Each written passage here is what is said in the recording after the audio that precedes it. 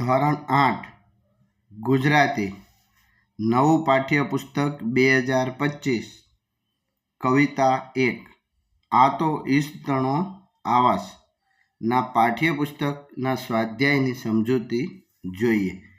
પ્રશ્ન 1 છે વાતચીત. એમાં પહેલો પ્રશ્ન, કાવ્યની જે પંક્તિ તમને યાદ રહી ગઈ હોય તે ગાઓ. તો અહીંયા જે યાદ હોય તે કડી ગાય અને લખવાની છે. બીજું, ઈશ્વરનું આપેલું તમને શું ગમે સાથી?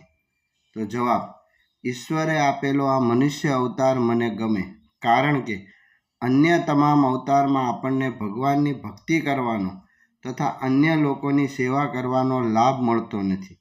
આ મનુષ્ય અવતારમાં આપણે સત્કર્મો કરીને આત્માની ઉન્નતિ સાધી શકીએ છીએ. ત્રીજું, તમને નવરું રહેવું ગમે કેમ? જવાબ, મને નવરું રહેવું બિલકુલ ગમતું નથી. નવરું એટલે નિરાત અનુભૂત, કામકાજ વિનાનું. મને કામકાજ વિના નિરાતે આળસુની જેમ બેસી રહેવું ગમતું નથી. જે વ્યક્તિ કામ કરવાની ઈચ્છા ધરાવતી નથી તે ખાલી બેસી રહીને પોતાનો સમય બગાડે. નવરા બેસી રહેવાથી મગજમાં સારા ખરાબ વિચાર આવે, આપણું શરીર આળસુ બની જાય. ચોથું, નવરાશના સમયમાં તમને શું શું કરવું ગમે? ઉત્તર, નવરાશના સમયમાં મને ટીવી જોવું, આર્ટ ક્રાફ્ટ કરવું, ડ્રોઈંગ કરવું, વાર્તાનું પુસ્તક વાંચવું વગેરે ક્રિયાઓ કરવી ગમે. પાંચમું, તમે મિત્રો સાથે શું શું વહેંચીને ખાઓ છો?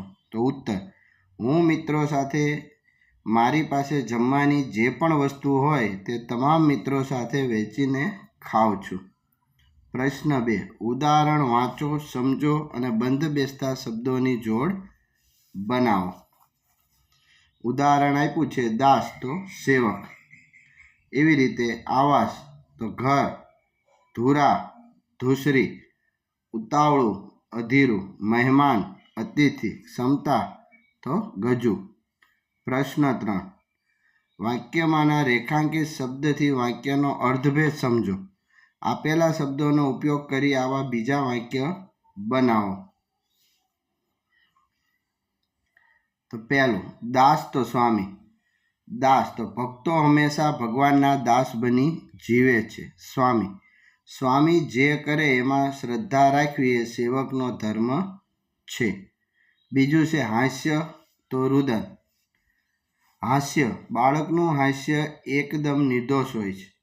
રુદન, દીકરીને સાસરે જતા જોઈને પિતા હૈયાફાટ રુદન કરવા લાગ્યા. ત્રીજું, ધીરજ તો ઉતાવળ. ધીરજ, મનુષ્ય ગમે તેવી સંકટની પરિસ્થિતિમાં ધીરજ રાખવી જોઈએ. ઉતાવળ, ઉતાવળ કરવાથી થયેલું કામ પણ બગડી જાય. ચોથું છે અખંડ અને ખંડિત. તો અખંડ, રામજી મંદિરમાં દરરોજ સાંજે 2 કલાક અખંડ રામ નામની ધૂન ચાલે છે. ખંડિત, ભગવાનની ખંડિત મૂર્તિની પૂજા થતી નથી. ચોથો પ્રશ્ન, કાવ્યને આધારે એક શબ્દમાં ઉત્તર લખો. પહેલું, કોણ સ્વામી કે દાસ નથી? તો ઉત્તર, આમંત્રિત અતિથિ. બીજું, આનંદથી શું ખાવાનું છે? તો જે ઈશ્વર આપે તે. ત્રીજું, કોને પોતાના ગણવાના છે? તો ઈશ્વરના સૌ જનને. ચોથું, પ્રત્યેક ક્ષણે હેતનું શું વેરવાનું કહ્યું છે? તો હાસ્ય. પાંચમું, અખંડ શું ચાલે છે? તો બ્રહ્મ ચિચોડો. છઠ્ઠું, શક્તિ મુજબ શું ઉપાડવાનું છે? તો ધૂસરી જવાબદારી. 7, સૌ સાથે શું વહેંચીને ખાવાનું છે? તો રામે આપેલી રોટી. 8, અમૃત જેવું શું છે? તો છાશ. પાંચમો પ્રશ્ન, આ કાવ્યનું સમૂહગાન કરવાનું છે. અને છઠ્ઠો, આપેલ શબ્દનો અર્થ દર્શાવતી કાવ્ય પંક્તિ શોધીને લખો. તો ઉદાહરણ જગત, તો આ તો ઈશતણો આવાસ. એવી જ રીતે સંતોષ, તો કાવ્ય પંક્તિ, એ પીરસે તે ખાતું રસથી આપે તે લે. સંભાવ, એના જનને તારા ગણીને એ રાખે તેમ રહે. પ્રવૃત્ત, તું નવરો નવ રહેજે વહેજે. ધીરજ, તું અથરો નવ થાજે જાવા નવ રહેજે વળી ચોંટી. સંપ, સૌ સાથે વહેંચીને ખાજે રામની દીધેલ રોટી. 7મો પ્રશ્ન. આપેલ ભાવાર્થને લાગુ પડતી પંક્તિ કાવ્યમાંથી શોધીને લખો. પહેલું, તું એનો આમંત્રેલ મહેમાન છે, તો કાવ્ય પંક્તિ તું આમંત્રિત અતિથિ એનો. બીજું છે, આ તો ઈશ્વરનું ઘર છે, તો કાવ્ય પંક્તિ આ તો ઈશતણો આવાસ.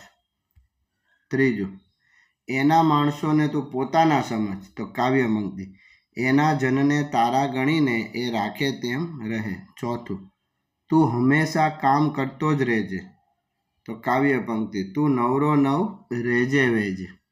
પાંચમું, કામમાં કોઈ કસર ન આવી જોઈએ, તો કાવ્ય પંક્તિ કામમાં નાવે કદીય કચાશ. પ્રશ્ન 8 પ્રશ્નોના ઉત્તર.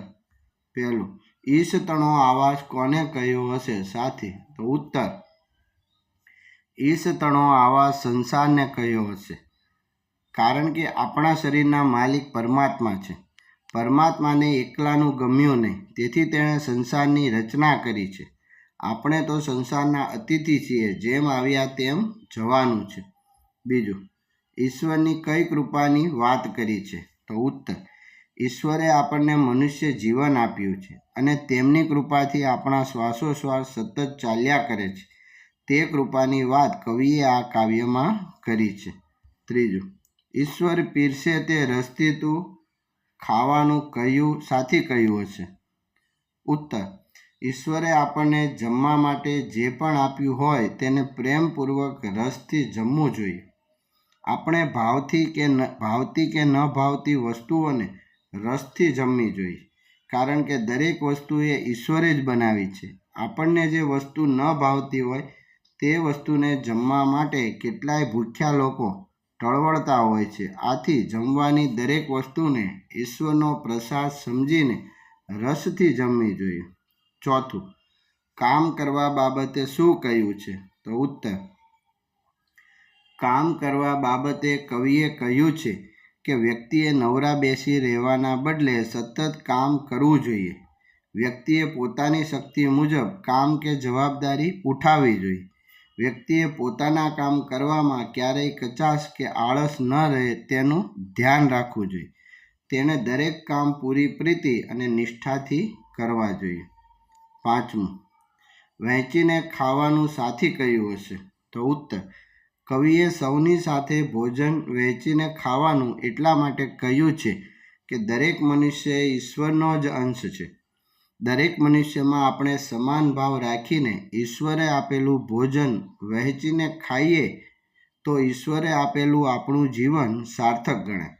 આપણે ભરપેટ ભોજન કરીએ અને કોઈ ભૂખ્યું રહે તેવું ન થાય, તે માટે આપણે આપણામાંથી થોડું ભોજન તેને આપીને તેનું પેટ ભરાય તેવું કરવું જોઈએ. છઠ્ઠો પ્રશ્ન, છાશને સુધા જેવી કેમ કહી હશે, તો ઉત્તર છાશ એ દરેક વ્યક્તિને સરળતાથી મળી શકે તેમ છે તથા ખાધેલા ભોજનના પાચનમાં છાશ ખૂબ જ ઉપયોગી થાય છે. આમ ગરીબ હોય કે અમીર, તે તમામને સુલભ એવી છાશને સુધા જેવી કહી છે. પ્રશ્ન 9, કવિતાને આગળ વધારો. સ્વરચિત પંક્તિ ઉમેરો.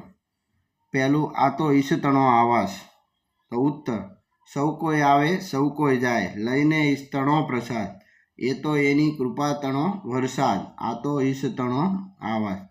બીજું, તું નવરો નવ રેજે વેજે, તો ઉત્તર તું નવરો નવ રેજે વેજે, કર્મ તણી નાવડીએ બેસી, ભવસાગર કરજો પાર, આ તો ઈશતણો આવાસ. આભાર મિત્રો.